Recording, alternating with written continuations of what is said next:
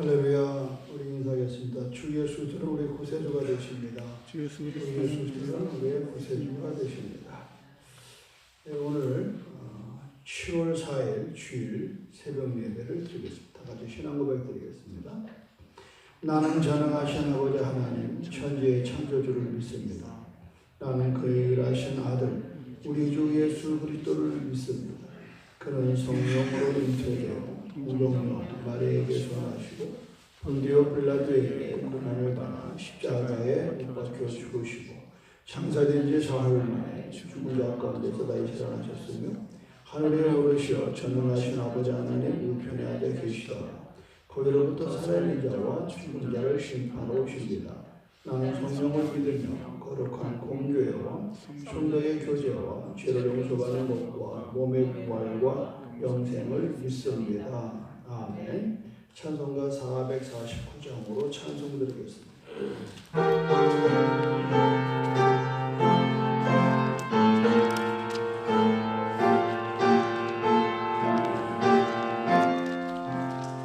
예수 따라가며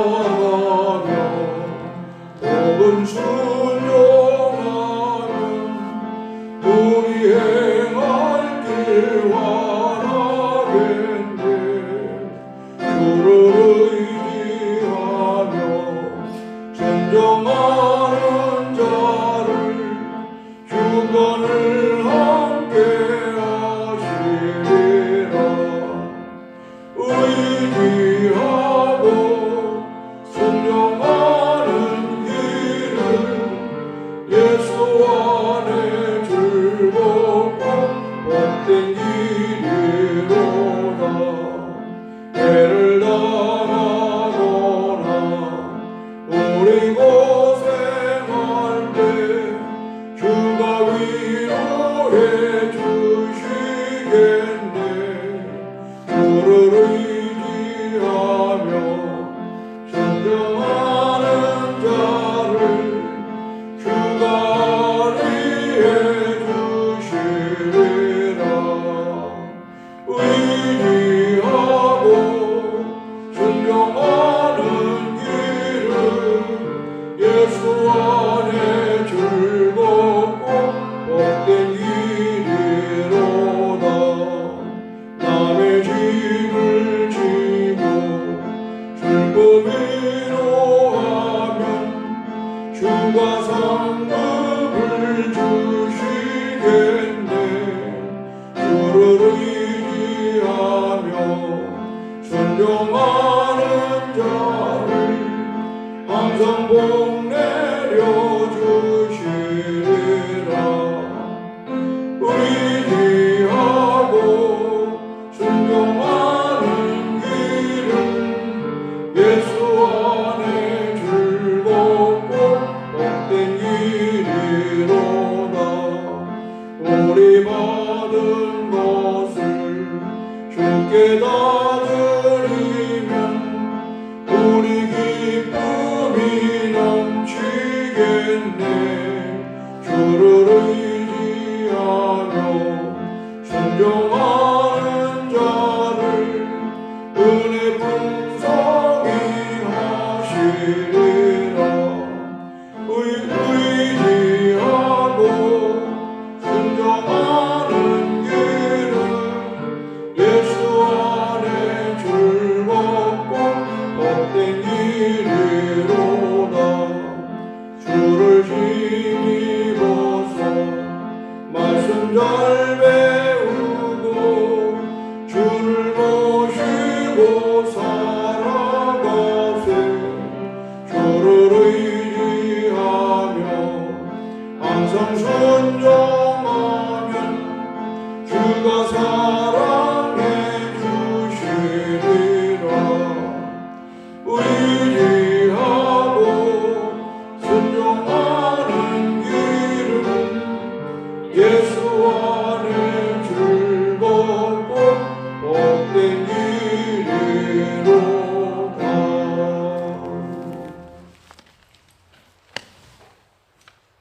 오늘 레위기 4장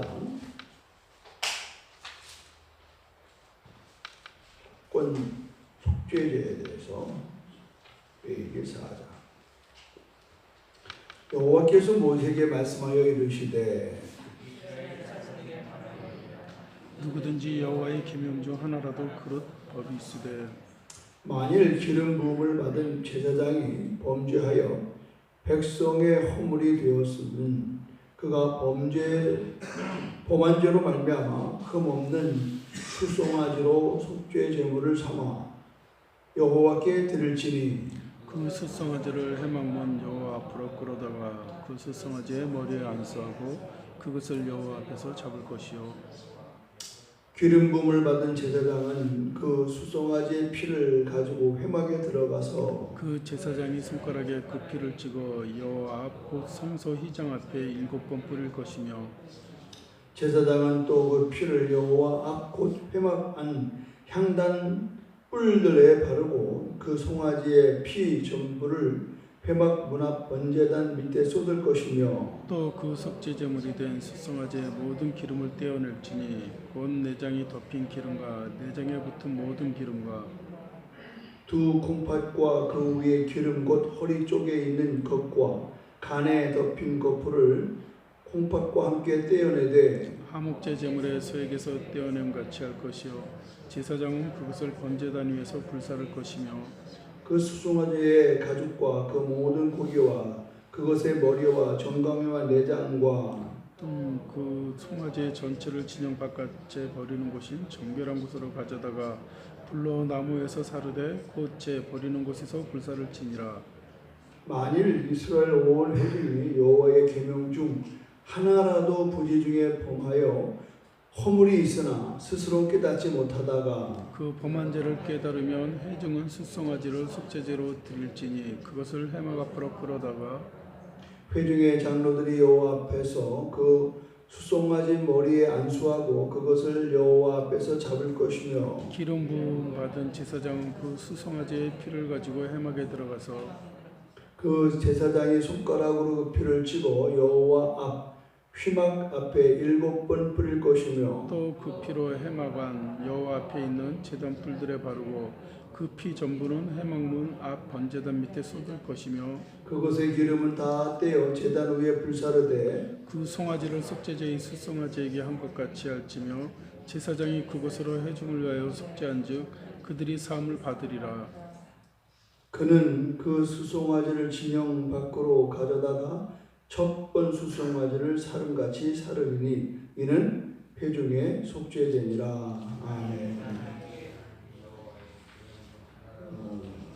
우리가 오늘은 이 속죄제가 뭔가 하는 내용을 가지고 함께 은혜 시간 갖도록 하겠습니다. 속죄제는 다른 거는 전부 다 하나님이 기쁘시게 받으시는 제사인가 하면 속죄제는 그것이 아니라 우리들의 죄의 문제를 해결하기 위한 제사입니다.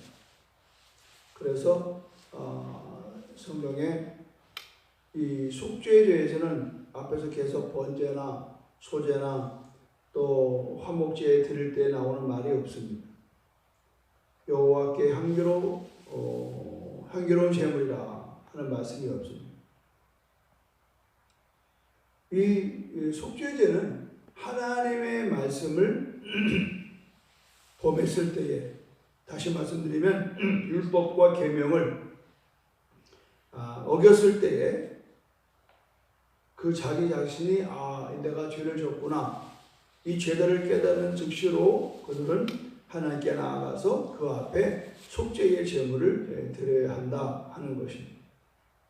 이 죄가 생기면 죄가 발생되면 네 가지가 생기는데 첫째는 죄 자체가 생기는 겁니다. 그 죄가 생겼을 때에 오는 건 뭐냐? 하나님의 관계가 중단된다는 거예요.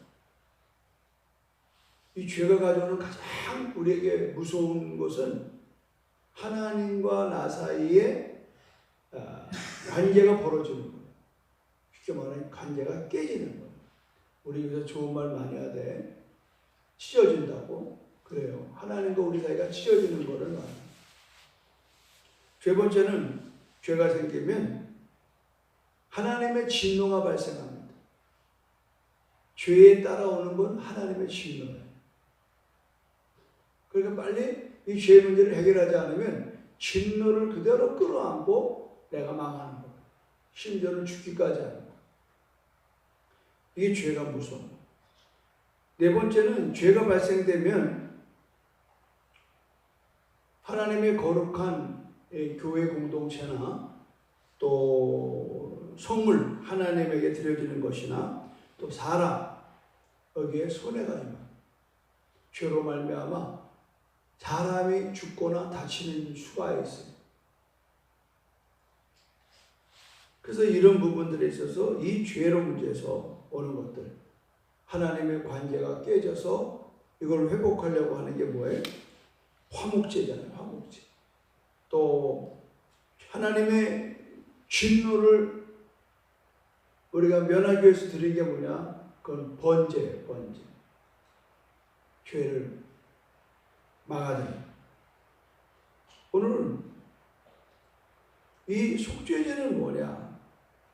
이토록 우리에게 있어서 죄로 말미암아 하나님의 관계가 깨지고 하나님의 진노가 다가오고 또 우리의 물질적으로 사람적으로 피해를 입는 것, 이 모든 것들을 우리가 막아설 수 있는 제사가 뭐냐? 그건 속죄제다 하는 거예요.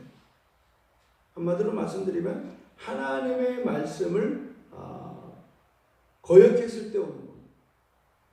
우리 하나님의 말씀대로 살지를 못하고 하나님의 말씀을 거역해서 교만하지 말라. 근데 교만하거든요. 그 죄예요.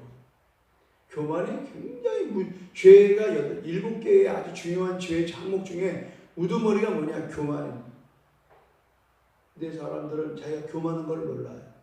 희한하게도 몰라요. 결국은 넘어지고 깨져봐야 교만은 패망의 선봉이에요. 내가 망해봐야 그때서 내가 교만했구나. 그때 깨달아요. 이게 은혜라는 거예요. 하나님은 우리를 죄를 깨닫게 하는 게 은혜입니다. 우리 자꾸 은혜 받았다. 여러분 은혜 받았다는 가장 핵심은 뭐냐? 아이고 내가 죄구나.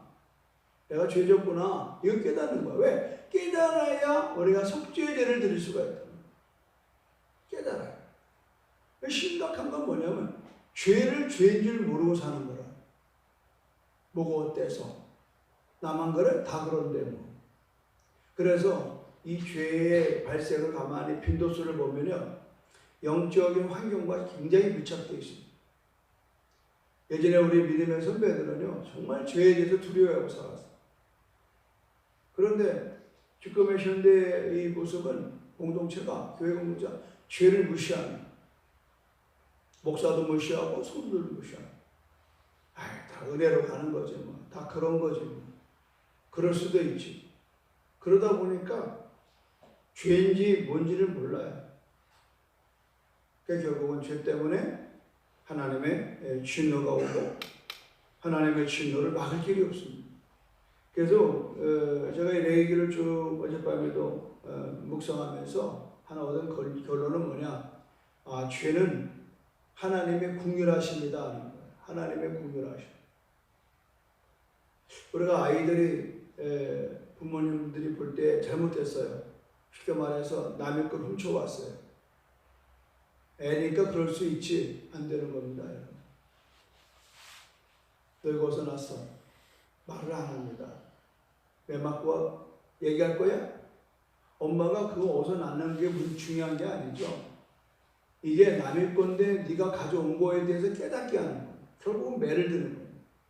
나는 절대 말합니다. 사람은요 죄를 숨기게 돼 있어요. 자기 입으로 나 잘못해서 말이 쉬운 게 아닙니다. 결국은 매를 그냥 땅바닥에 몇 번 쳐서 어서 내가 말하라 말이야.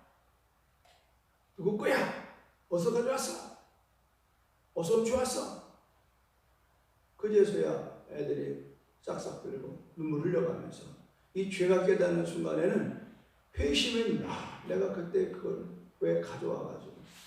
보통 내가 통계는 안 해봤지만 문방구에서 훔쳐다는 거 습관된 사람이 커서도 훔치는 걸 알아야 돼. 문방구에서 뭐 많이 훔치. 뭐 애들이 돈을 훔치는 게 아니에요. 습관이에요. 그 재미가 있거든. 그 재미가 있거든. 그 몰래 하는 거. 몰래 먹는 떡이 맛있다는 말도 있잖아요. 그게 습관이에요. 그래서 남의 거를 슬쩍슬쩍 하는. 근데 성경은 도덕질하는 게 죄라고 그래요.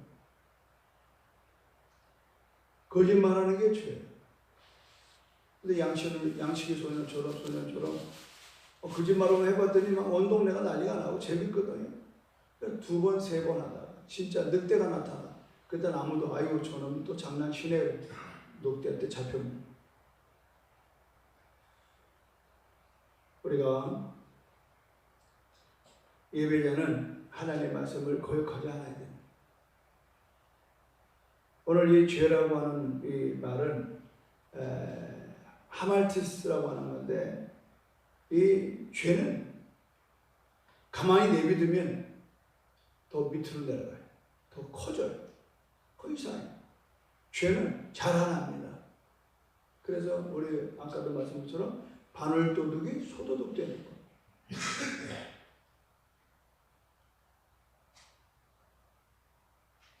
우리가 이 죄에 대해서 너무 지금 핑계가 많잖아. 이래서 이럴 수밖에 없었다. 저래서 저럴 수밖에 없었다.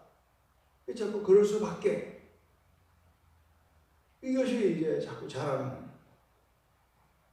그러나 죄의 값은 사망입니다. 죄의 값은 사망. 그 죄를 없애는 방법은 내가 죽어야 돼. 피 흘려 죽어요. 그래서 하나님께서 우리가 하나님의 말씀을 범죄함으로 하나님의 진노가 왔을 때 하나님은 거짓말할 수가 없어요. 네가 이러하면 내가 너를 저주하리라. 하나님의 약속은 변할 수가 없어요. 그런데 하나님이 사랑하는 인간들이 죄를 범했어요. 그래서 하나님께서는 당신 스스로가 말씀의 육신이 되어 우리 가운데 오셔서 오늘 우리에게 우리가 당할 십자가의 그 피 흘리는 장소에 당신이 스스로 못 박히시고, 그리고 그 피를 쏟아서 누구든지 우리의 죄로 인하여 예수 그리스도가 하나님의 아들이 오늘 갈보리 십자가 언덕에서 피 흘림에 대한 믿음으로 받아들이면, 그러면 내 죄 사함이 있느니라. 우리가 우리의 죄를 자백하면 의롭고 미쁘신 예수님의 피가 우리를 깨끗게 하는 역사가 복음인 걸 믿으시기를 바랍니다. 그러니까 죄를 자꾸 회피하려고 그러지 마세요. 핑계대지 마세요. 오늘 여러분들이 기도하는 중이라든가 내가 예전에는 죄가 아닌 줄 알았는데 생각해보니 죄인 거예요. 그걸 여러분이 하나님 앞에 속죄제를 드리는 마음으로 회개하셔야 되는 거예요.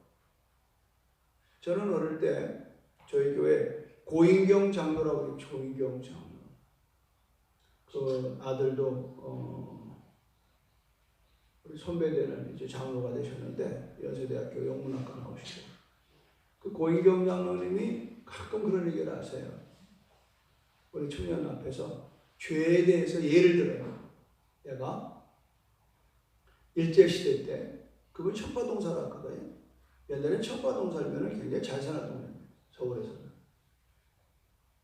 내가 화신백화점, 우리나라 최초의 백화점이 화신백화점이에요. 종로 2가에 이렇게. 그게 이제 신신제인가 그러는데 백화점 구경을 갔습니다. 뭐 지금 백화점 구경 많이 가죠. 백화점 구경 가는데 장난감이 마음에 드는 거예요. 그걸 슬쩍 가져왔어요. 주일학교 다니는 고인경 장로가 장난감을 슬쩍 가져와서 가지고 놀았어요. 그리고 어릴 때는 뭐야, 재미삼아 그걸 뭐 세이빙한다 그러나, 옛날에 우리도 그런 말이 있었는데 세이빙했다 그러나, 숨쉬었다는 말을 하죠. 그런데 이 장로님이 성령을 받았어요. 이제 청년 때 성령을 받았어요. 부흥했대. 이제 성령 받고 나니까 그 어릴 때 8살 때에 화신백화점에서 장난감 훔친 게 막 크게 오는 거예요. 이것 때문에 죽겠더래요. 이 죄 때문에. 아이고 하나님 살려달라고 막 눈물로 콧물로 회개하고, 그리고 나서 그 다음날 일정에게 돈을 준비해가지고 화신백화점을 찾아갔어요. 그래가지고 그 왕구점 파는 장소에 가서 조문 보고, 내가 아주 오래전에 어릴 때에 이곳에서 내가 장난감 하나 훔쳤는데 내가 이거 갚으러 왔다고. 그러니까 그 사람이 배꼽을 잡고 쪼센진 말이야. 이게 너 장난이 하는 거냐 말이야. 시비부터 왔냐 이 말이야. 그때만 해도 일본 사람이야. 아니라고. 난 정말 내 이 죄값을 치려고 왔다고. 그러니까 이 해결이 안 되잖아요. 그 사람도 웅성웅성대고. 그래가지고 총지배인한테까지 올라갔어요. 총지배인한테. 지배인님, 지금 여기 쪼센진 이 사람이 와서 말이지 이상한 얘기하고 다니는데 쥐가 아주 어릴 때부터 장난감 훔친 거 이거 변상하러 왔다고 그러니까 시비 부는 것도 아니고 난 모르겠다고. 하여튼 해결해 보시라고. 그래서 그 백화점, 화신백화점 지배인 집에 방에 들어갔어요. 근데 역시 지배는 달라요. 이 판매원이 보는 개념하고 다른 거예요. 얘기를 딱 듣더니, 선생님, 조선인이 선생으로 맡겼어. 나는 조선에 당신 같은 사람이 있다는 게 참 부럽습니다. 어떻게 어릴 때에 장난삼아 훔쳐간 장난감 값을 이렇게 가져와서 갚겠다고 하십니까? 그렇게 만든 이가 누구십니까? 하나님입니다. 그 화신백화점 지배인이요. 감복을 하고, 나도 그런 하나님을 만나고 싶습니다. 당신이 와 찾아온 것만 가지고도 저는 이 책임자로서 당신의 장난감 값을 갚았습니다. 돌아가십시오. 정말 리얼한 얘기입니다. 정말 리얼한 얘기. 이게 바로 속죄제예요. 오늘 성경은 그렇게 말하잖아요. 자, 3절을 보세요. 3절. 자, 지금 레위기 4장 3절 같이 읽겠습니다. 시작. 만일 기름부음을 받은 제사장이 범죄하여 백성의 허물이 되었으면 그가 범한 일로 말미암아 흠없는 수송아지로 속죄 제물을 삼아 여호와께 드릴지니.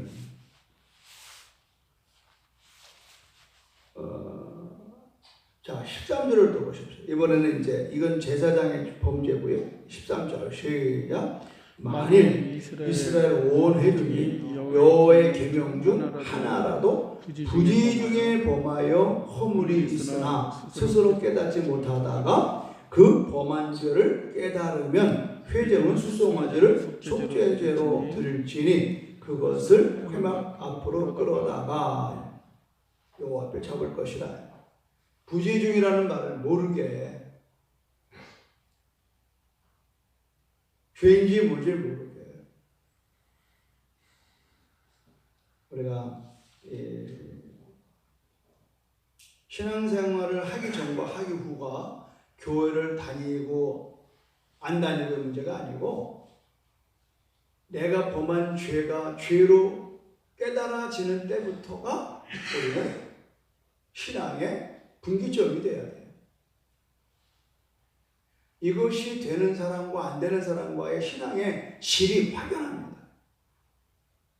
그냥 교회의 생활에 익숙해지는, 교회 오래 다니면 교회에 익숙해지죠. 첫 보면 삼천이라고 해요. 그러나 지금과 같은 이 하나님과의 관계 속에서 내가 범죄한 것을 늘 현미경처럼 보는 겁니다. 예전에는 남의 말을 막 험담하고 뒷담화를 했는데 성령 받고 나니까 이게 범죄하는 거예요. 남들을 하는 걸 내가 막을 수는 없어도 나는 거기 가담하지 않아. 내가 누구의 돈을 빌렸는데 어떻게 잊어버렸어? 갚아야 되는 거예요. 이게 바로 회심한 사람의 역사인 것입니다. 내가 누구에게 손해를 끼쳤어요. 그거 이 뒤늦게라도 깨달았으면 가서 그것을 변상해 줘야 돼. 이게 바로 그리스도인의 삶이다 하는 거예요.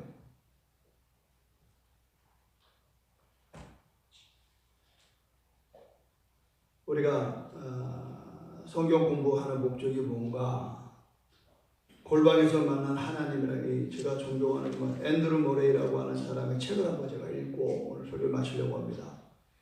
성경 공부의 목적, 성경 공부의 모든 것은 당신이 어떤 정신으로 그것에 접근하는가, 다시 말해서 당신이 세운 목표가 무엇인가에 달려 있습니다. 세상에서 사람들은 자기가 세운 목표에 지배를 받고 또 좌우됩니다. 성경 공부도 예외는 아닙니다. 당신의 목표가 단순히 성경 지식을 잘 터득하는 것이라면 당신은 실망하게 될 것입니다. 그리고 성경에 대한 완벽한 지식이 반드시 축복을 가져다 줄 것이라고 생각하고 있다면 그것도 큰 오산입니다. 어떤 사람에게 성경은 저주의 말씀입니다. 또한 어떤 사람에게는 성경은 그들을 거룩하게 하거나 혹은 행복하게 만들어 주지 않기 때문에 무력합니다. 그리고 어떤 사람에게 성경은 그것을 소생시켜 주거나 고양시켜 주는 대신 오히려 그것들을 낙담시키기 때문에 짐이 됩니다. 아는 게 병이라고, 성경 많이 알면 알수록 더 무거운 짐만 되는 거 아시죠, 여러분? 그러나 성경 공부의 참된 목적은 무엇입니까? 이게 중요하죠. 하나님의 말씀은 하늘의 양식, 곧 하늘의 빵입니다. 그러므로 성경 공부를 위해 1차적으로 필요한 것은 의에 대한 큰 굶주림입니다. 다시 말해서 하나님의 모든 뜻을 행하려는 큰 갈망입니다. 성경은 빛입니다. 그러므로 성경 공부의 첫 번째 조건은 바로 하나님의 길로 행하고자 하는 간절한 소원입니다. 순종이 수반되지 않는다면 말씀은 아무 소용이 없습니다. 이 의의 굶주림, 여러분, 우리가 하나님 앞에 죄를 고백할 때에 가장 여기 합당한 사람이 누구냐면 다윗입니다. 시편 51편 17절에 여러분 보시면 하나님께서 구하시는 제사는 뭐라고 그랬어요? 상한 심령. 하나님이여 상하고 통회하는 마음을 주께서 멸시하지 아니하시나이까. 우리가 잘못했어요. 나 죄했어요. 나 그때 그거 잘못했어요. 미안합니다. 우리 많이 입에 뱄어요. 용서해 주세요. 잘못했습니다. 입에 뱄다고. 그래서 엄마가 매만 딱 들으면 싹싹싹 비는 애들 있잖아요. 그 야근 애들. 그러나 그건 진정한 게 아니에요.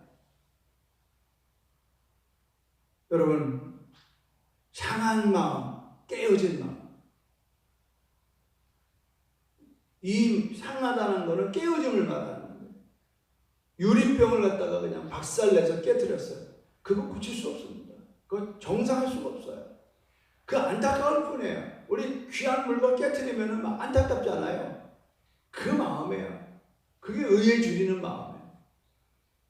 우리가 하나님을 터득하고 알면 알수록 하나님에 대한 열망이 생기는 거예요.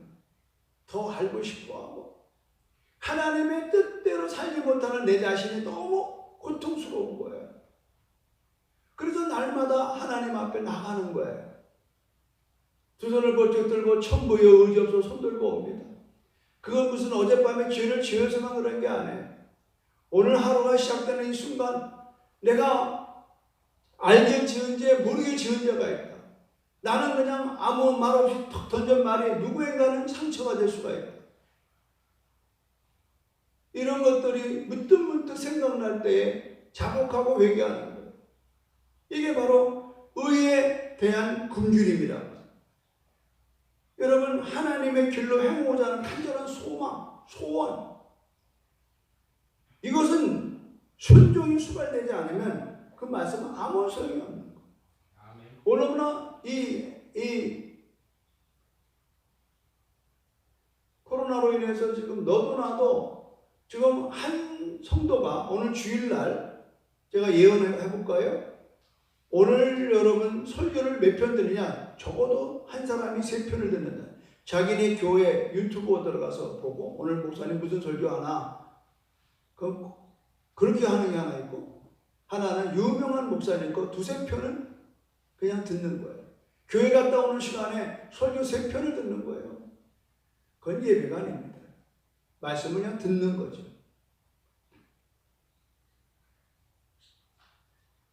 착각하면 안 돼요.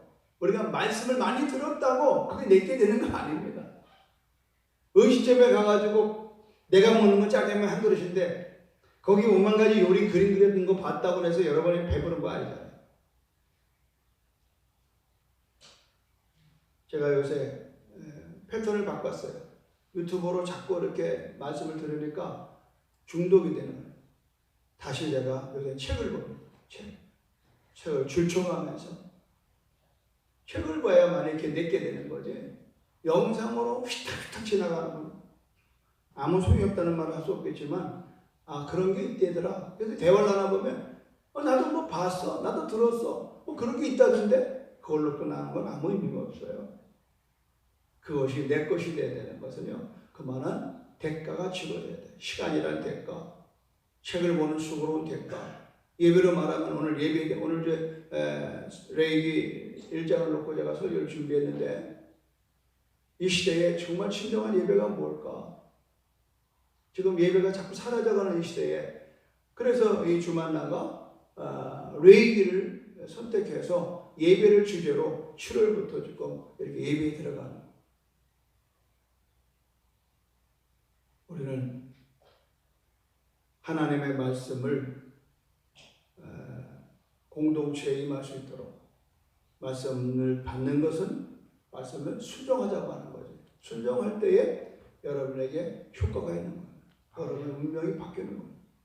오늘 그런 마음으로 여러분들이 하루가 시작되기를 주님의 이름으로 축원합니다. 하나님 아버지, 말씀을 가장 귀하게 여기고 순종하며 사는 우리가 되게 도와주시고, 말씀의 열매로 가득한 삶으로서 우리의 믿음이 증명되게 하여 주시옵소서. 뭘 많이 안다고 그것이 내 것이 되질 않습니다. 오늘 유튜브로 인해서 홍수와 같은 말씀이 흘러넘칩니다. 주여, 한 말씀을 들어도 현장에서 하나님의 주신 말씀 가운데 머물게 하여 주시고, 오감으로 느끼는 예배에 우리가 익숙하게 도와주시고, 귀로만 듣던 하나님을 눈으로 보는 하나님의 역사가 육과 같이 일어나게 도와 주시옵소서. 오늘도 거룩한 주일입니다. 오늘 우리가 부지런하게 준비되어서 1부 예배로 2부 예배를 모여서 현장 예배로서 우리가 하나님을 더욱 영화롭게 하며, 또 우리들이 그동안 이제 인원 제한으로 힘들었던 예배가 다시 50% 회복돼서 넉넉하게 예배드릴 수 있는 기회가 왔습니다. 하나님께서 오늘의 예배를 기뻐하고, 오늘 특별히 맥주 감사절에 하나님 앞에 감사하는 마음으로 절기 헌금을 드리며 나아갑니다. 또 오늘 성찬의 예배입니다. 보혈을 지나 아버지 품으로 들어가는, 그러므로 그 보혈을 통하여 내 죄 사함 받고 내 문제를 해결받는 역사가 오늘 성찬 예배를 통하여 이 현장에서 일어나게 하여 주시옵소서. 예수님의 이름으로 기도드립니다. 아멘. 하늘에 계신 우리의 아버지의 이름을 거룩하게 하시며 아버지의 나라가 오게 하시며 아버지의 뜻이 하늘에서와 같이 땅에서도 이루어지게 하소서. 오늘 우리에게 일용할 양식을 주시고 우리가 우리에게 잘못한 사람을 용서하여 준 것 같이 우리 죄를 용서하여 주시고 우리를 시험에 빠지지 않게 하시고 악에서 구하소서. 나라와 권능과 영광이 영원히 아버지의 것입니다. 아멘. 오늘 맥주감사절 헌금도 주일 또 오늘 성찬의 다양한 모습으로 이루어진 오늘 특별히 오늘은 이제 현장 예배가 가능할 정도로 되기 때문에 오늘 많은 분들이 예배 동참하기를 부탁을 드리겠습니다. 우리 주여 삼사 기도합니다. 주여 주여 주여 할렐루야. 하나님 감사합니다.